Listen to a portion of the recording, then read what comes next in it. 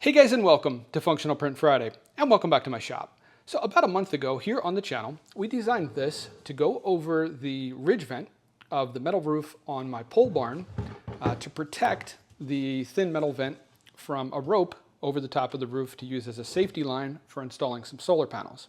The original idea was to have just a single rope over sort of the center of the work area on the roof, and figured we could move this guy around if we had to. Well, I can tell you now from having done some of that work, this probably would not have worked. I think it would have been plenty strong enough, but we really ended up needing two lines. So I want to give you an update on that project, and we've got another problem that we've got to solve today that I think 3D printing is going to be the right fit for. So let's go up to the barn and have a look. So I know the lighting up here is not great, apologies in advance, but when I came up here to scope out for the wiring, what I realized was that vent that we designed that big 3D print to go over is actually accessible from the inside as well, which I probably should have thought of that.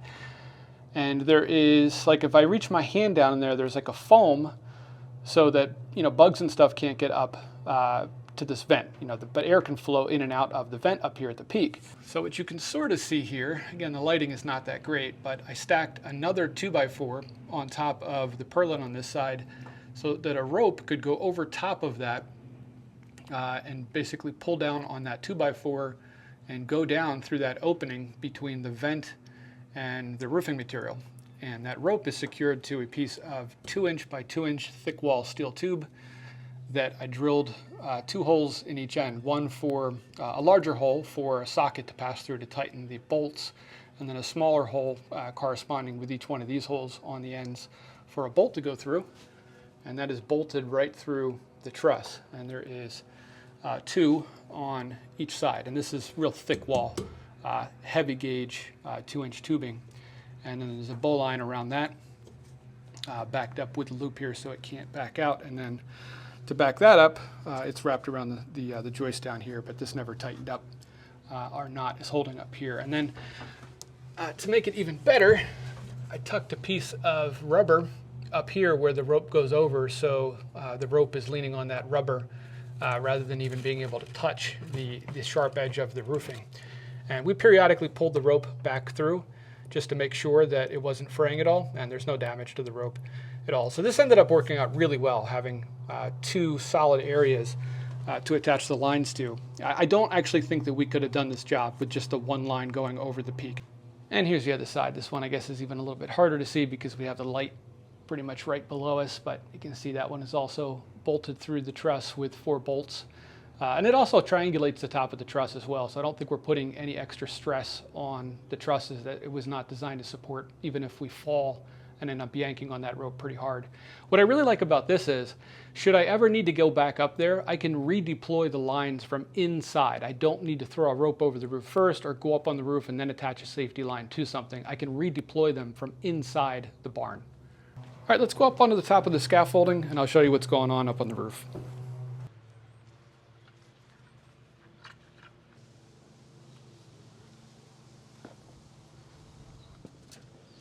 All right, welcome to the top of Tom's somewhat rickety scaffolding, which I think he's actually borrowed from somebody else. It sports paint over pitted rust.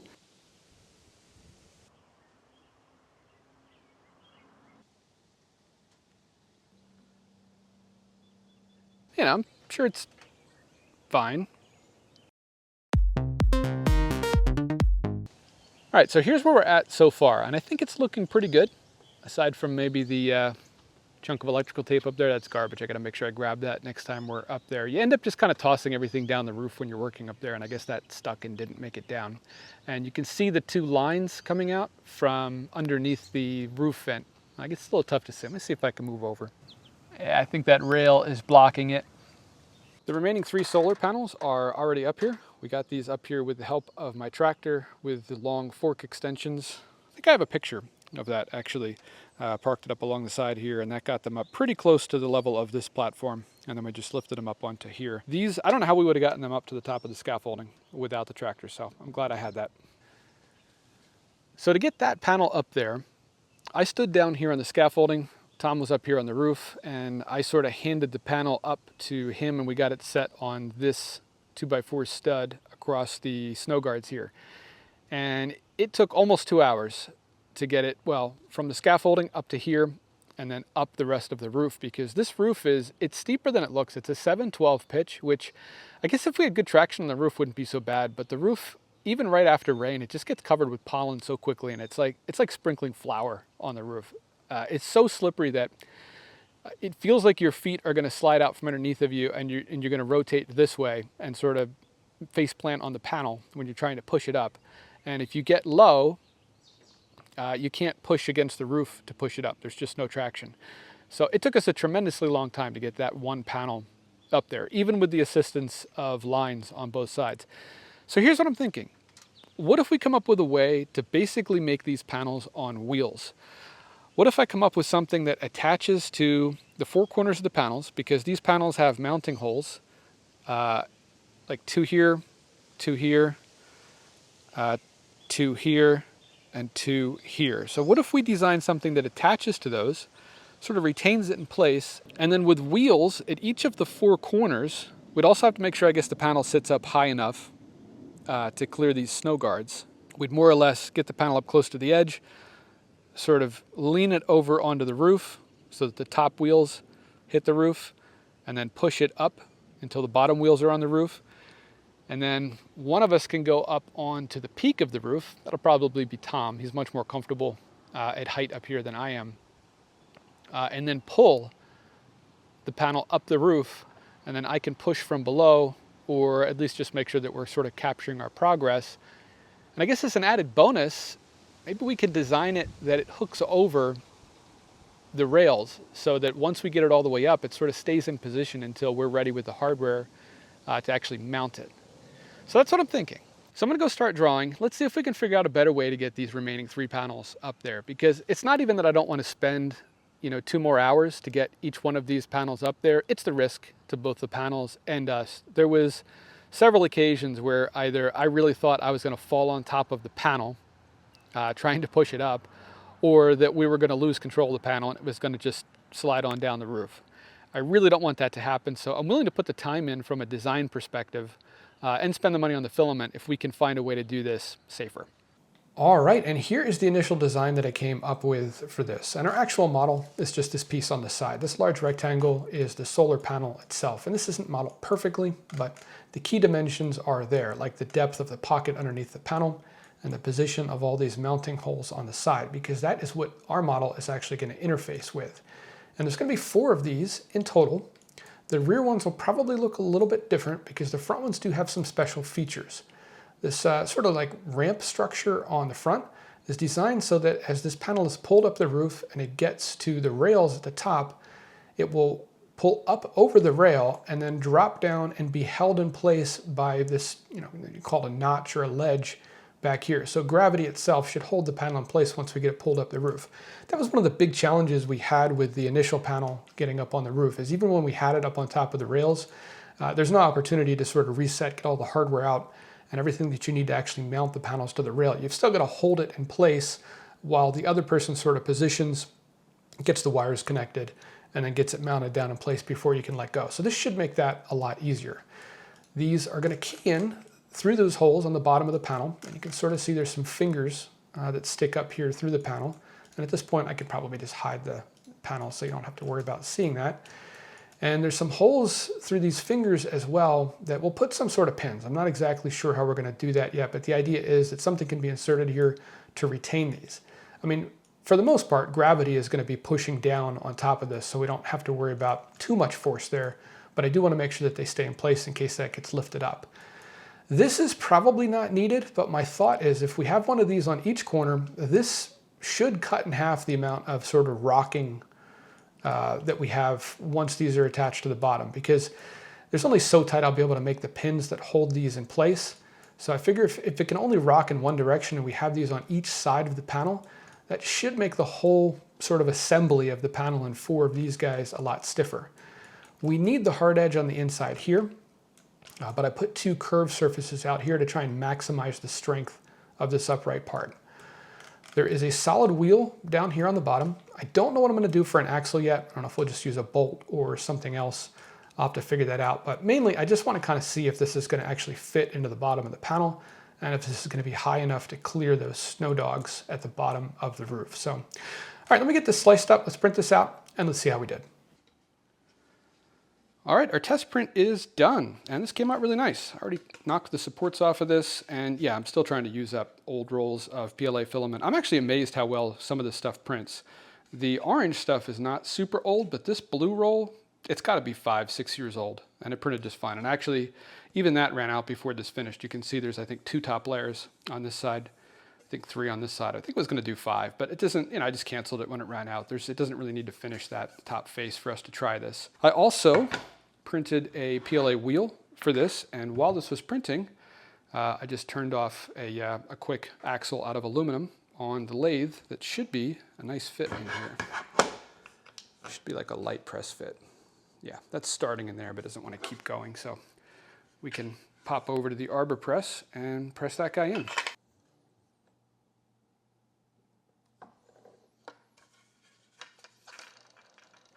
All right, well, that spins in there pretty well. I am noticing that the wheel can go all the way up against either one of these faces since we don't have any bearings in there. And there is a fair amount of friction when it does that, so I might want to revise that just so that it can't slide to where the full face of the wheel is rubbing up against the side of the housing in there.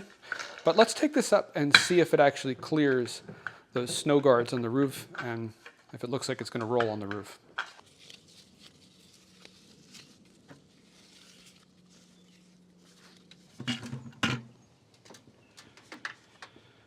All right, so the big concern here is clearing these snow guards. Yeah, that definitely clears. With a little bit of leeway, actually. This wheel does not roll very well on the roof, though. It's okay if I'm on like a flat section, but definitely hangs up on the screw heads. Going to slide around. I didn't measure the exact sort of, I guess, wheelbase that we're going to end up with here. So we could end up sort of on one of these slopes by a little bit. We're probably not going to perfectly land on like 2 flat sections here. I wonder if we could do like a TPU or a flexible PLA hybrid wheel. So the wheel was like a hard plastic, but we had like a soft tire. It shouldn't be too hard to do. I think that would probably help not just from a grip perspective, but also when it's got to go over like these screws or other stuff on the roof. Like that's, I know you guys can't feel that, but at this pitch, it kind of feels like I'm hitting a brick wall when that wheel hits that screw head. So, all right, well, I think this is a good first step. And off camera, I'm going to see if I can fit this around the back of the panel. I'm not going to be able to hold the camera and try this as well, but it should fit. All right, yeah, that fits just fine back there. So we're good on that. We don't have to change those dimensions. I just want to tweak. I might make it just slightly taller. I don't think there's any reason not to, just so we definitely have plenty of clearance, because there's the cables underneath these solar panels as well, which might stick down a little bit further. And let's see if we can do something better for a wheel. So that one 400 watt panel is the only thing keeping this charged, by the way. I had no panels connected for a couple of days leading up to this install so I could stage the panels to get them ready to lift up to the top. So there's just been this single 400 watt panel connected, and it's late in the day now, so we're only getting 237 watts. But it's gone from, I don't know, let's say it was 28% up to 65% over the course of a couple of days. And over those, I guess it's actually been about 4 days. Over those 4 days, 2 of those days we had rain all day. And it's still managed to get up to 65% on just one 400 watt panel. So I think we're going to have plenty of power with all 4 panels connected.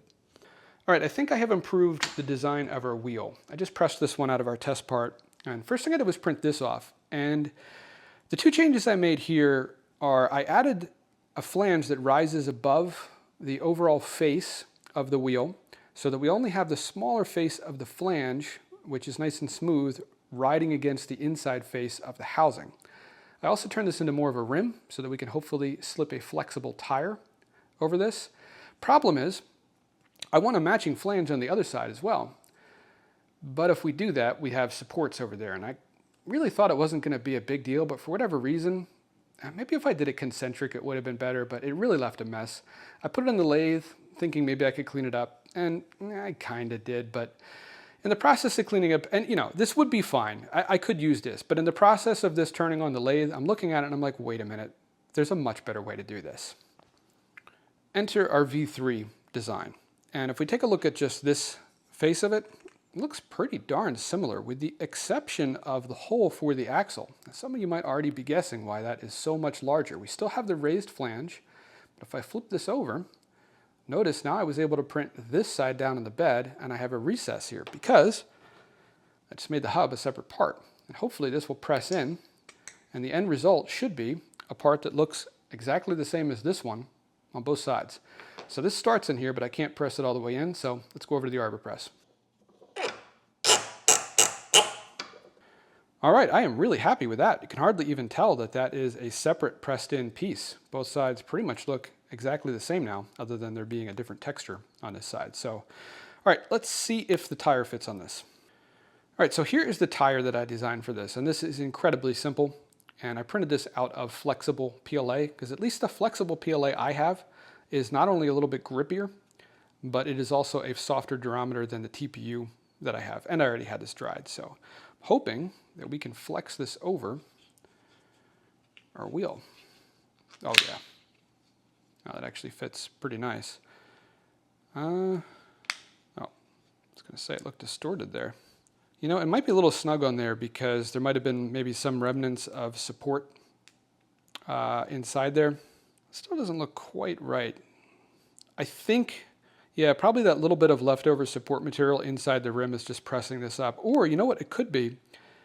I think I had the wall set to 3 or 4, which means that the edge part of the tire isn't as compressible as the rest of it. I used fuzzy skin on here, by the way. You know, when I first saw fuzzy skin added to the slicer, I thought, I don't see why I would ever need that feature. This is the first time I've turned it on. I thought, you know what, that might make kind of a nice little light tread on the tire. I actually really like it. That worked out really well. So if you're designing simple wheels and flexible tires and you don't want to actually bother modeling like real tread, yeah, the fuzzy skin kind of works pretty nice for that. All right. I know everyone else would leave this alone at this point and call this done, but standing here messing with it, I think what I want to do is reprint this with fewer walls at the edges, maybe even a little bit less infill. This is pretty soft, but I think we could probably go a little softer. All right, I could not help myself. I had to revise it. So new one on the right, old one on the left, and the rim is exactly the same. No changes there. I just printed another one off. But if we look at the tire part, you can see this one is distorted in various places as it comes around, and this one is not, because I added a bevel to the inside of the tire as well, which you can't see because I already slipped it over at this point, but so that it does not sit up on the little bit of support material that gets left stuck kind of down in the corner of the rim. And then I also beveled the edges here as well to give us a better sort of approach angle to the side of the wheel and increase the overall diameter by a bit. And I put a modifier in the slicer as well, so we don't get the fuzzy skin on the, call it the sidewall of the tire, only on the tread part. I know, it's a small difference. Everybody else watching this video probably would have just ran with this one, but you know, I enjoy this part of the design. This thing's probably only going to get used 3 times for those 3 panels, but I've never designed the wheel and tire, so I don't know, I wanted it to be at least this good. All right, I sat down and I modeled out the rest of the items that we need for this build, I hope. I think this is the final design, and you can see the design of the rear ones here, pretty much the same as the front, except we don't need that ledge on the back or that hook on the back to go over the rail at the front. And I pulled in the model for the rail. I remembered that when we modeled the TPU end caps for this, that I had the profile for the rail, so I figured, may as well bring it in just so you can kind of see how that is going to hook over that. I got a little cute here with some lettering on the side. I don't know that we're actually going to incorporate that into the final design, but for some reason Solar Roller popped into my head and I just thought that was kind of cute, so I popped it on there. The other thing that I modeled here is the retainer pins for these fingers to come through. We'll do this in TPU, and although it's not really pictured here in the design, this is sort of a leash that comes down the side. What I mean by it not pictured is it's not just going to be sticking out sort of into space over here. Probably, you know, take this and just screw this right into the side of these. And the reason behind that is when you're up on the roof and you pull out something like a pin or you take out a piece of hardware, there's really no place to put it. Especially with the angle of the roof and moving around up there, even like a tool belt or your pockets, gravity always wins and they tend to end up just going back down the roof. So the more that you can attach to yourself or attach to what you're working on, the better. So there'll be 2 of these for each of the solar rollers, and they'll be screwed to the sides of each of these. Well, I better stop talking about it and better go start printing because these are going to take a while. And I know the front ones will fit on the Qidi Plus 4 since they're roughly the same size as the test one that I already did on the Plus 4. The rear ones will not. These are going to need the Bambu Lab H2D. But even running both machines at the same time, these are going to take some time to get done. So I'm going to go slice, I'm going to get printing, and I'll bring you guys back. All right, all of the parts are done, but it was not without issue. If you look at the top of this one, and this is printed on the Qidi Plus 4, by the way, and I did have to rotate it a bit to fit on the bed. It just barely fits on that machine. And you see some over extrusion here on the top. Now, I don't really care about the surface finish on the top. Well, I mean, I kind of do, but it's not the most important thing, and these just need to work. But what concerned me was when I rotated it around, I can see that it did lift off those supports and sort of curl upward. And I was a little worried about the strength of the part, so I decided to print it again because I do not want to have any issue with these parts when I'm up on the roof of the barn. I just want everything to go smoothly. So I reprinted it, and it came out pretty much perfect. Actually, the lighting is so much better out here in the shop than down in my basement. I can see there is a little tiny bit of over extrusion right there, but it looks pretty good. And it didn't really pull up from the supports, so I think this part is good. So I mirrored this, and here is the mirrored print, and kind of back to some issues there on the surface. And I think some of it is this is just a challenging part to print. Probably because of the fact that I curved all of these surfaces here to try and strengthen this joint, because I need this to be a square edge here. But I think that geometry is just kind of causing it to lift a little bit. Now, I mean, to be fair, I think that really should still print just fine. And this one did. But yeah, I mean, I think this one's okay. It didn't really lift from the supports. Maybe a little bit of a shadow line there, but overall I think it's okay. And I did put a straight edge up against the edge of this, and it's nice and straight. So then I printed the back ones, and the back ones do not fit on the Qidi Plus 4. They do fit on the H2D, so I printed them on that machine. Let me go grab those. And here's the first print from the Bambu H2D. Yeah, I wasn't impressed either. I was actually pretty frustrated. Now, to be fair, Bambu Studio sliced this with tree supports. That was the default setting. It's just set to auto, so it decided tree supports was the right type of supports for this. Now, Qidi Studio, for whatever reason, did standard supports. Bambu Studio chose to do tree supports as the default auto. I'm not sure what's driving that difference. I will say that I'm running the most recent version of Bambu Studio. I'm running a much older version of Qidi Studio. I just haven't bothered updating it because I haven't had any issues, and if it ain't broke, don't fix it. So I thought, okay, well, I'll go and I'll set the supports to standard supports and run this print again. I also remembered the challenge that we had with that large flat plate that I mounted a bunch of equipment to that we also did on the H2D, and how the cooling on that machine impacted our print and caused it to curl up on the edges. And we had over extrusion issues on that one as well. Now, everyone in the comments said, oh, you just can't design a flat plate like that. That's going to happen on any printer. I beg to differ. I never had problems like that on my other printers. I really think it has to do with the way that Bambu defaults to having cooling on for PLA. The optimal print settings for printing PLA, I think, are really, really dependent upon the environment that the printer is in. But anyway, okay, so fine. I'll change the supports to standard. I'll set the cooling to 10% manually after the print starts. I think it defaults to either 30 or 40%. So I did that. And I got this. Yeah, it's way worse. You can see it actually printed the supports just fine and the interface layers just fine, but when it started to print these top layers, they all curled back and made a giant mess. This actually was failing a couple layers down.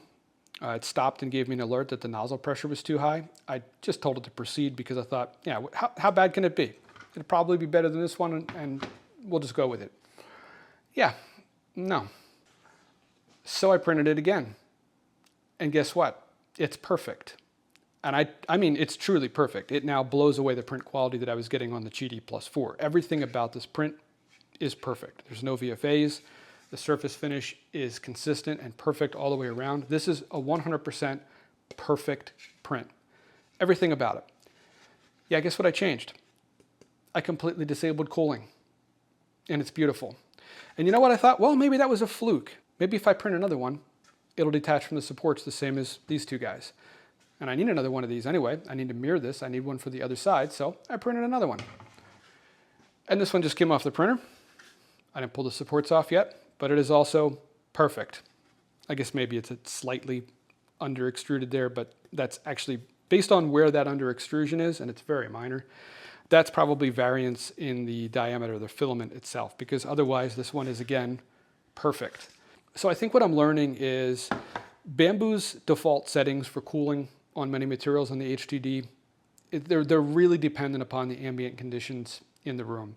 So if you were printing on your P1S or your X1C and you were never opening the door and never taking the lid off and you always had perfect prints, you're probably going to want to disable the cooling on your H2D. And I found a much better way to do it. I'm not doing it in the menu anymore manually after the print starts. I found a way to do it in the slicer that's actually pretty straightforward. So stick around to the end of the video if you want to learn how to do that. I'll show you guys where those settings are in the slicer. And no, we don't have to modify any G-code.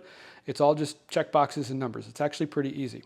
So we now have all of the parts that we need for this project. I've got a bunch of supports that I need to remove. It's not just on this piece. I think I've got 2 more that I need to remove supports on. So I'll do that off camera. You guys probably don't want to watch me remove supports. And I also need to make up 3 more of these axles, and I've got a bunch more wheels, hubs, and tires that I need to print as well. So let me get all that done, and I'll bring you back.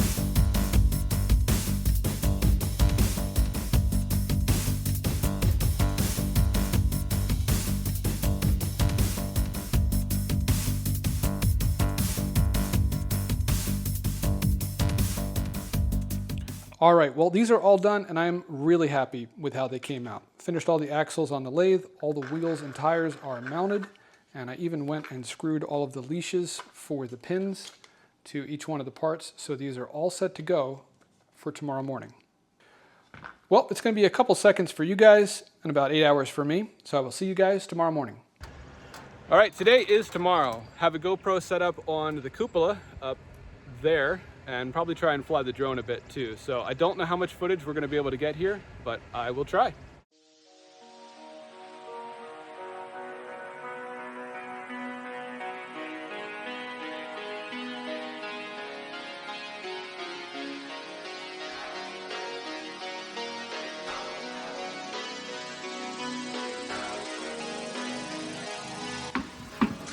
All right, third one is up.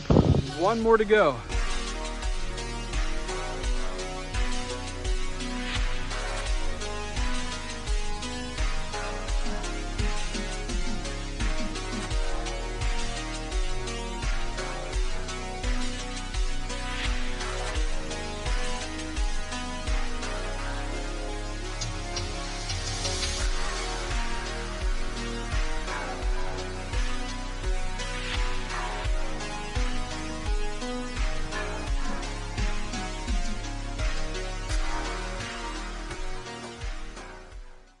Well guys, it is the next day, and as you saw in the video, all 4 solar panels are up on the roof, and the solar rollers performed incredibly well. We were not exactly easy on these guys, and we had no failures. I mean, there's scratches and scrapes all over these guys, but everything worked out really, really great.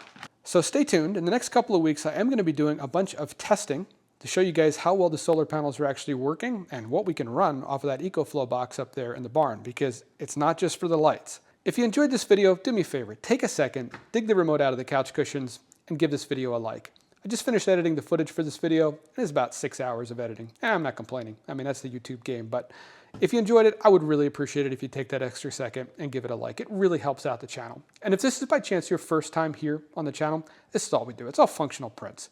So if you're into more of that functional and engineering side of 3D printing and you don't want to just print whatever the new multicolor junk of the week is, check out some of the other videos on the channel. And if you like what you see, hit that subscribe button. Guys, if you do, I'll see you next Friday.